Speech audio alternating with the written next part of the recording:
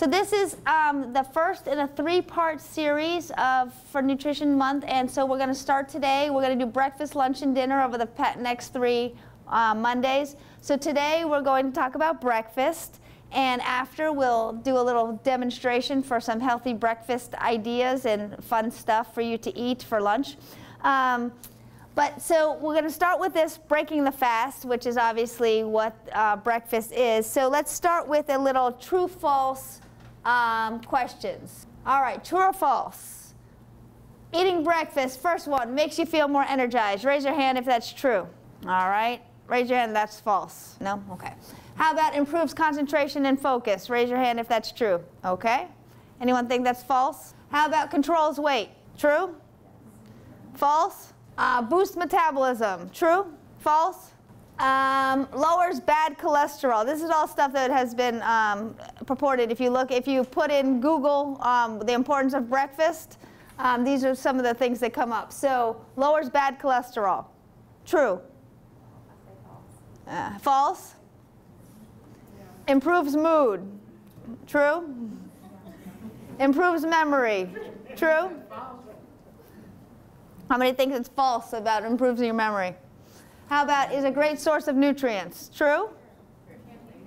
Right, okay, so let's talk about some of those things. So in terms of making you feel more energized, improve concentration, improves mood, memory, we'll talk about that in a minute. We're going to start with controls weight, because that is really one of the central things about breakfast. If you put in to a PubMed or other research type search engine, the importance of breakfast in weight control or obesity, there's over 15,000 hits. And so let's see what we think about that. These are just some quotes from the U.S. Surgeon General saying eating a healthy breakfast is a good way to start the day and may be important in achieving and maintaining a healthy weight. Scaleback Alabama, which we're all pretty familiar with, they, on their website, says research provides evidence that the simple act of eating breakfast every day is a big part of losing weight. Of course, the authority on all things, Dr. Oz, says the fact is when you're trying to lose weight, you can't skip breakfast. If we look at a publication, if we always eat breakfast every day, we can impact long-term weight loss. Our Academy says, want to trim your waist, try eating breakfast. And Dr. Pamela Peake from the Mayo Clinic says, 10 weight prevention tips, make sure to eat a healthy breakfast no later than 9 a.m. So if you sleep late, you're in trouble. Even if it means placing a bowl of oatmeal on your dressing table to eat while you put on your makeup. And then the Queen says, why sometimes I believe as many as 6 impossible things before eating breakfast. So basically it just changed the whole day and her thought processes. So is there something magical about breakfast? Why do we need to break the fast? Physiologically speaking, why? So if you remember from intro to nutrition, how much glycogen is stored in your liver? How many hours worth-ish?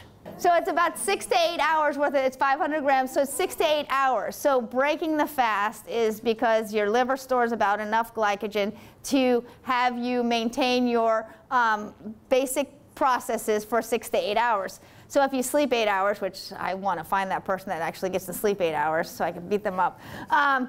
And you take that 6 to 8 hours, and so all your glycogen is gone. You cannot get glucose from your skeletal muscle where the other part of glycogen is. So your liver is basically empty of glucose, so you go into gluconeogenesis and so forth. So you break that fast to restore the liver glycogen so that all the processes function normally. Remember, your brain still takes 20% of your glucose irrespective of what's going on, so the less glucose. And there, we'll talk about that in a minute in terms of going through the memory and cognitive function stuff.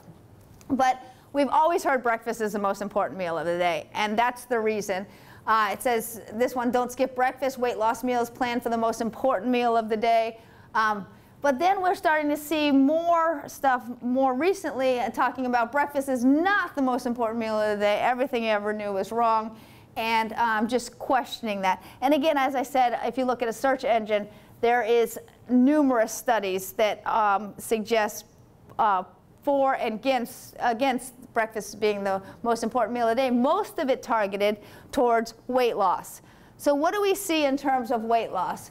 Well, basically the premise behind that is that if we increase breakfast frequency, then throughout the day we're more satisfied, energy intake increases, so we won't eat so much. It's just assumed that breakfast is beautiful like our breakfast, and it has this high diet quality with fruits and low-fat dairy and less refined carbohydrates and high-fat stuff. So there's the LDL connection, that it's just assumed that we're going to eat oatmeal and berries and things of that nature. So it's particularly hard to do these things, particularly as you are on the go and trying to get a lot of things done in the morning before all the other things you have to do. So is breakfast the most important meal of the day? So I pulled some of the things from PubMed, and basically what we see is that even if it doesn't reduce energy intake, and this was a study in adults in 2016, it may not result in expected weight loss. So we're just looking in terms of weight loss and compensatory adjustments in physical activity or eating throughout the day.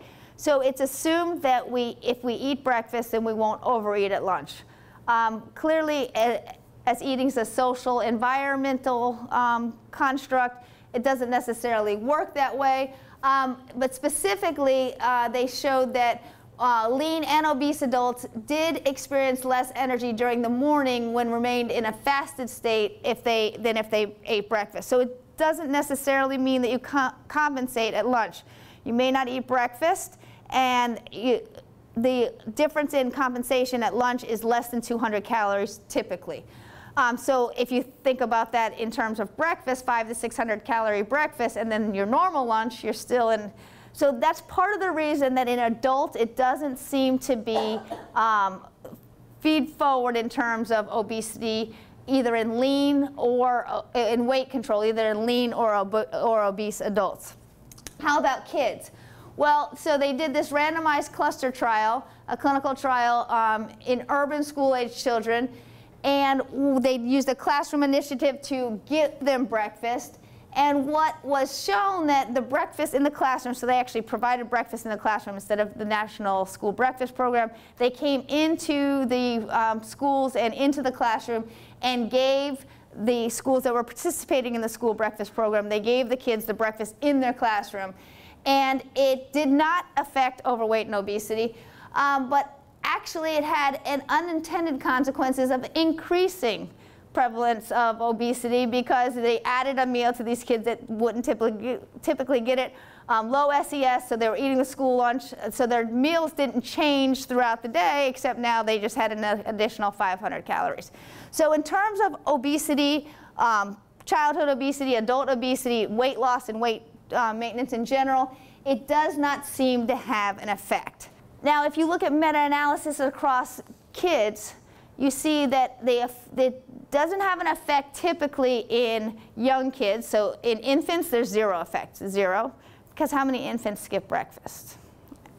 You'd just be a bad mom if you were not giving your baby breakfast.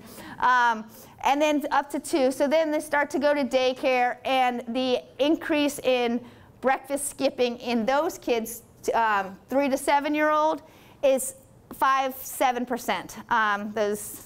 So they don't get breakfast per se, but they probably get snack at daycare. So it's still 8 to 12-year-old, it goes to about 10%. And then when you get to our lovely teenage adolescents that think that they're in control of everything, it goes as high as 30%.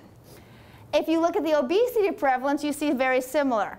So what's really important here when we think about obesity, breakfast eating, breakfast skipping, is that the systematic review demonstrated that the increase in the association between breakfast eating and obesity increases from 0 to 18.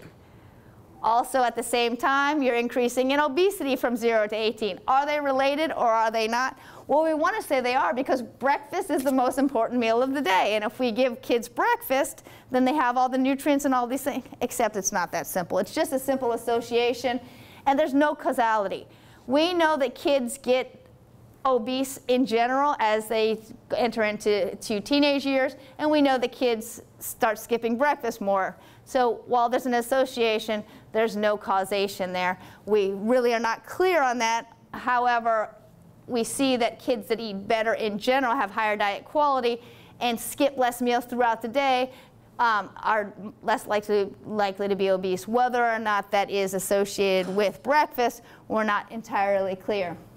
So what's kind of interesting is this study that was done in 2011. It was first randomized in 1992, but then we actually at UAB in nutrition sciences kind of expanded upon this study. And what you saw was the people that instead of just saying to eat breakfast, they took switchers, skippers, and breakfast eaters and switched them. So if you ate breakfast, they told you not to eat breakfast, and if you didn't eat breakfast, they told you to eat breakfast. And what you saw was the fact of switching, changing your metabolism, actually in the 12-week study resulted in some weight loss, whereas the people that ate breakfast and then continued to eat breakfast, there was no change. The people that skipped and continued to skip, there was no change. Just the change in metabolism just was enough to at least change the metabolic pathways. Whether or not after 12 weeks that continues, and clearly we wouldn't tell kids to stop eating breakfast, but just to demonstrate that there is some aspect of programming with metabolism.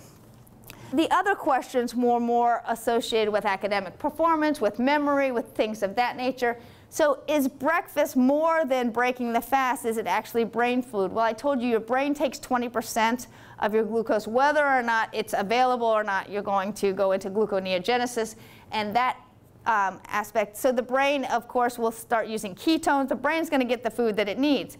So what is the effect on glucose and brain food and academic performance, particularly in terms of kids? So the acute effects of skipping breakfast, and I use kids for obvious reasons, but also because we know the kids are doing these academic tasks throughout the day, supposedly. I was a high school teacher, so that's why I say supposedly. So the overall advantage of eating breakfast versus no breakfast has clearly a transient effect on cognitive function because the brain needs the glucose. Whether or not there's effects, how long those effects are. So if your kid eats, so my daughter eats breakfast at 6:05, and then she travels on the bus for an hour. So her first class is until 8 o'clock. So is that breakfast still good for her for cognitive function? Sometimes I wonder if it's good for her at all because she's becoming a teenager and not thinking so well lately. But how long does that breakfast last? What kind of energy load are we talking about?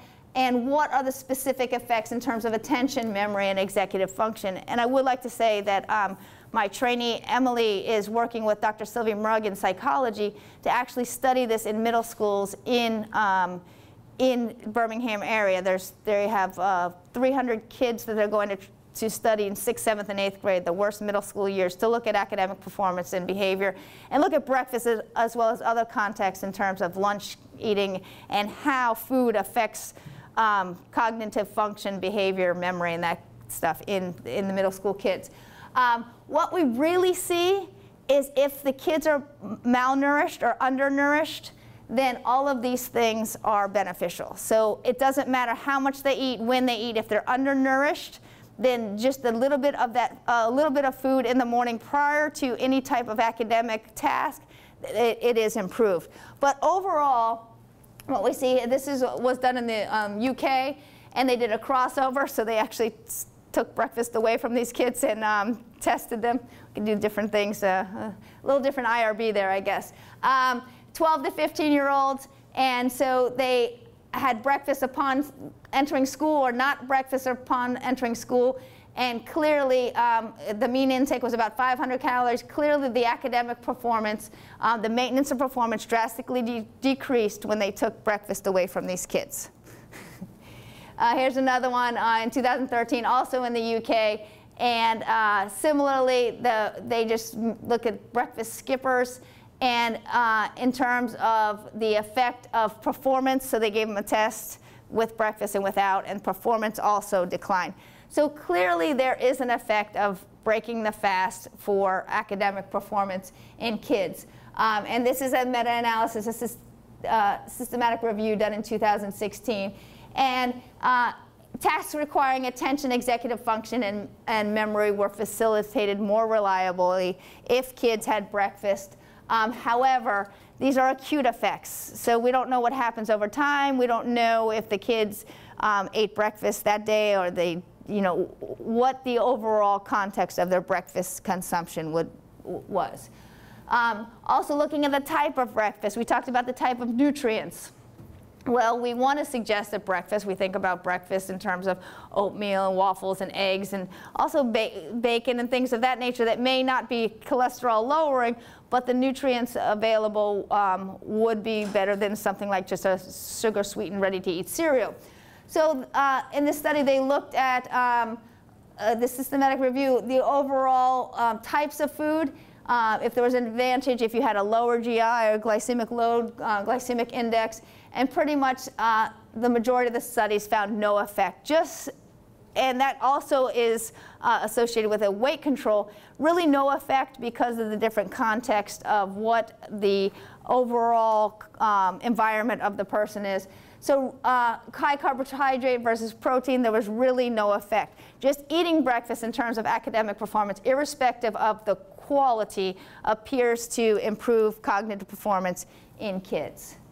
So if you want to know over the lifespan, it's really inconclusive, and that's what the researchers noted, because in the review they looked at adolescents and young adults and middle-aged adults, and there was differing results in each, with more cognitive improvement in the adolescents, with less as you move older in age. So it was basically deemed inconclusive. So the takeaway messages there: breakfast consumption versus no breakfast has a modest short-term beneficial effect on cognitive function if you measure it within 4 hours.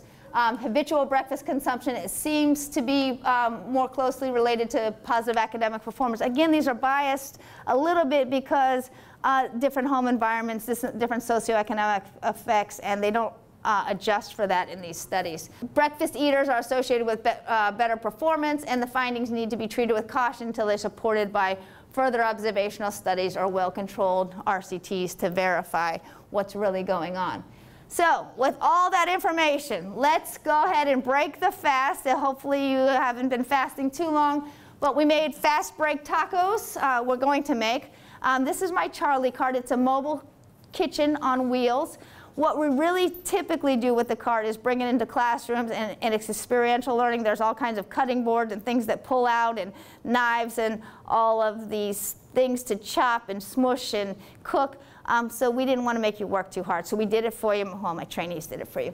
But we're going to make some fast break tacos. We have street taco size, Morningstar sausage, 2 different versions, egg substitute, low-fat cheddar cheese, and some salsa. And just to give you an idea of how easy it's going to be and how fun it's going to be, it makes 24 tacos, and that's about $1 per taco.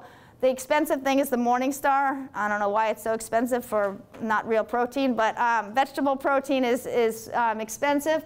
And then we're going to make my very fast and smooth smoothies with almond milk. I use I got 30-calorie almond milk, frozen blueberries, strawberries, and bananas. 10 8-ounce smoothies will make 24-ounce, so make sure everybody gets it. And again, so that's the nutrition quality that we're talking about. We're talking about, you'll see the time that it takes. All of this stuff should take less than 10 minutes to prepare, and you serve 24 people for $40. So it's really cost effective, where a lot of times our patients and others think that to eat healthy, you got to go to the dollar menu at Taco Bell or McDonald's. We got the dollar menu right here and the $2 smoothie menu. So does anyone have any questions before my lovely trainees start preparing? You guys can help as much as you want or as little as you want, and we'll go from there. Go ahead.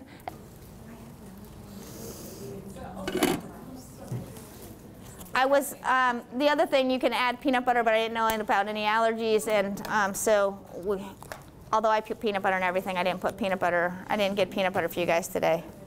I almost brought it down too. I had optional peanut butter on there, but go ahead.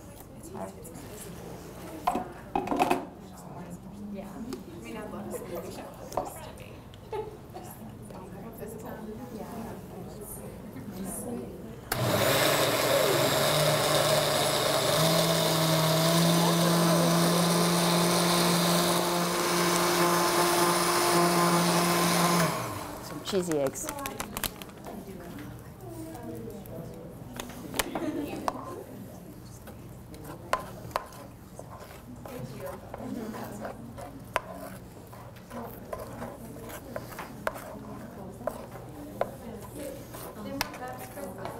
Yeah, they're coming. We won't leave anybody out, I promise.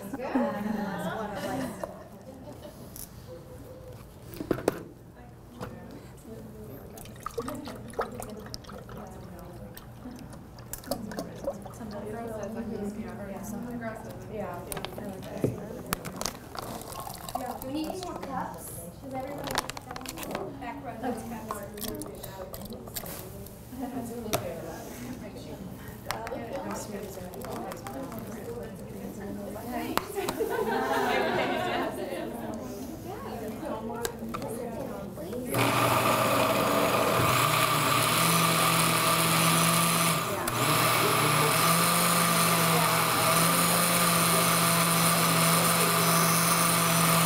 All right, bartender. All right. Round two.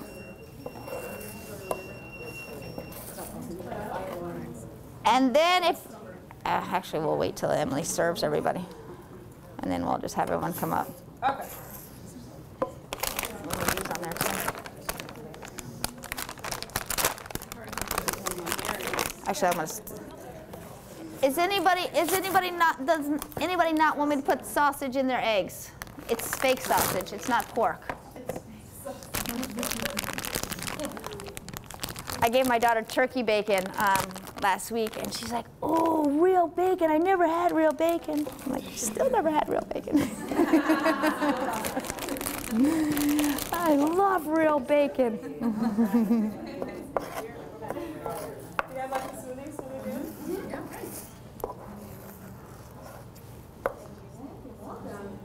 Anybody want some more? All right. Would you like some more? Anybody want some more? Okay. I can make more, so don't feel. Can't take it home on my bike, so.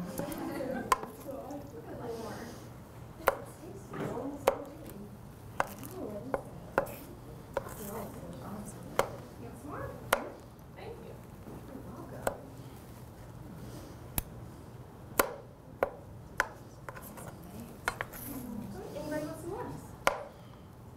No? It'll be all right here. Change your mind.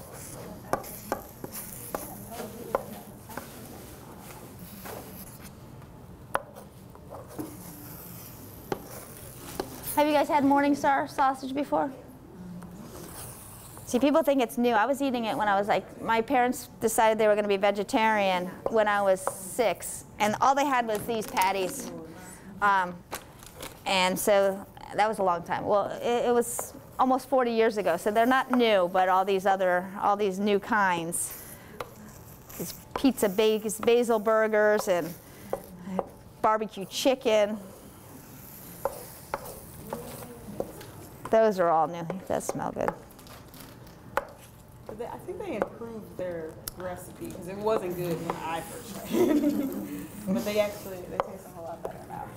And, No, they're not warm, but that's okay. The eggs are. there we go. You want sausage? Is that enough or you want more? Yeah, that's good. And there's more cheese and there's salsa over there.